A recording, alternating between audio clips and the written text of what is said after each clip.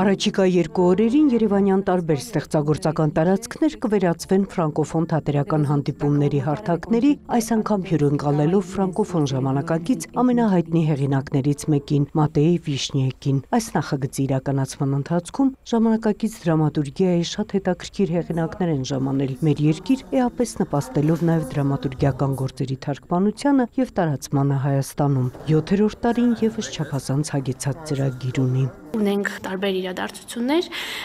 այդ թվում Վիշնյեկի 5 թատերգերի շնորհանդեսը, Ռումինիայի Բրաշով թատրոնից մեկ ներկայացում, կինը Մարտադաշտ, որը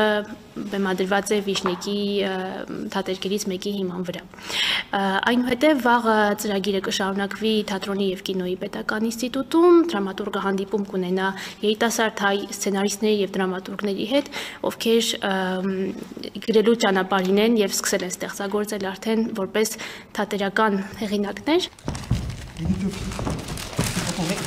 Ռումինական ծագումով ֆրանսագիր դրամատուրգ, բազմաթիվ գրական մրցանակների դափնեկիր Մատեյ Վիշնիեկի գործերը թարգմանվել եւ բեմադրվել են աշխարհի 30-ից ավելի երկրներում։ Վիշնիեկին Հայաստան հրավիրել են նախագծի հեղինակների վաղեմի ցանկություններ եւ այսօր նշանավոր դրամատուրգը Երևանում է ու լրագրողների հետ շփումը սկսում է Հայաստանի քաղաքակրթական գնահատականից։ Հայաստանը մեծ քաղաքակրթություն է, ի սկզբանե եղել է քրիստոնեական, բայց դարձել է համամարտկային քաղաքակրթություն եւ աշխարհին տվել շատ տարբեր անուններ։ Ուրախ եմ հանդիպել իմ գործերի թարգմանիչներին, շատ եմ սիրում աշխատել ոգեշնչող մարդկանց հետ։ Ինչ վերաբերում է նախագծի խորագրին, բազմաձայն թատերական հյուսվածք, կարծում եմ, որ այն շատ լավ է ընտրված, որովհետեւ մաքսիմալ արտահայտում է այն, ինչ ես փորձում եմ անել բեմից։ Ինքս լինելով ֆրանկոֆոն հեղինակ, գրում եմ եւ ռումիներեն եւ ֆրանսերեն, եւ իմ տեքստերը թույլ են տվել շատ այլ ազգերի ներկայացուցիչների ֆրանկոֆոնիայի միջոցով միմյանց հետ առնչվել։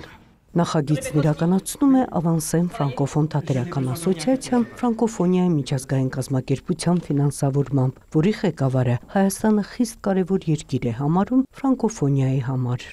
Հայաստանը մի երկիր է, որ 18 թվականին ֆրանկոֆոնիայի գագաթնաժողովը հյուրընկալեց Հայաստանում եւ ֆրանկոֆոնիայի գլխավոր քարտուղարը արդեն 3 պաշտոնական այցով ներկա է եղել Հայաստանում։ Արևելյան եւ կենտրոնական Եվրոպայի հիմնական բյուջեն, որը տրամադրվում է մեր գրասենյակին, օգտագործվում է Հայաստանի եւ Ռումինիայի միջև ստեղծված նախագծերի համար, մասնավորապես թատերական ոլորտի, որը թույլ է տալիս հայ եւ ռումինացի երիտասարդ ստեղծագործողներին ֆրանսերենի միջոցով հաղորդակցվել։ Դեռ չավարտած 7-րդ նախագիծը հեղինակներն արդեն մտածում են հաջորդ տարվա մասին եւ այս անգամ նրանց հայացքն ուղղված է ֆրանսագիր հայ հեղինակներին։ Գիտեք, վերցրել ենք Շվեյցարիա, վերցրել ենք Բելգիա եւ այլն, բայց չենք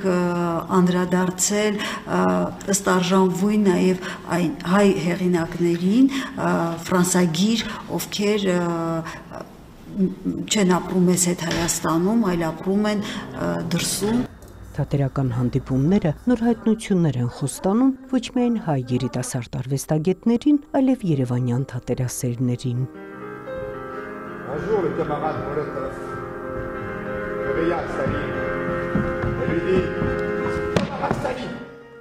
Նոնե Ալեքսանյան, լուրեր։